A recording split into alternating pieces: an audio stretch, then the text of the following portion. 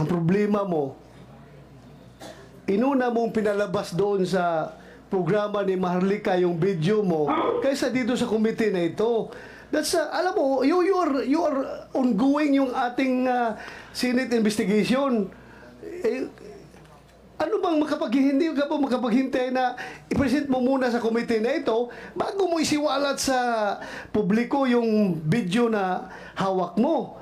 Ako lang, wala kang binabayulit na batas, wala kang binabayulit na kuan dito sa Senado, na rule sa Senado, pero ako lang, sumama lang ang loob ko dahil anong tingin ng mga tao ngayon? Nauna sa programa ni Maharlika yung video mo, bago natin ipakita dito sa committee, para bang lumalabas na ang committee na ito ay sunod-sunuran sa kung anong pinapalabas ni Maharlika.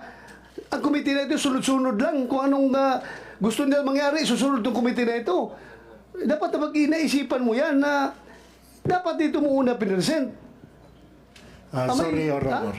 Sorry. Siguro naintindihan mo yung hinanakit ko as chairman. Naintindihan ko po, Your Honor. Kasi parang ayaw ko man na makipagkumpiyansa makipagkompetensya kung gaano ka popular si Maharlika sa kanya mga vlog. Wala po, that's beyond the point. Ang akin lang is, sana you have the respect to this committee na sabi mo, pasensya ka na, ma'am, i-present ko ito sa committee, huwag ko munang i-present sa iyo, unahin ko muna yung committee dahil that is official venue. Itong sa iyo naman is ibang venue ito.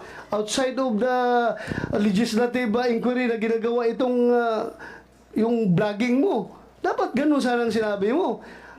Sana maintindihan mo yung hinalakit ko, ha? Kasi Yes, ang tingin ng tao, susunod-sunuran tayo sa programa ni Maharlika. Kung ano pinapakita niya, susunod kami. Di ba?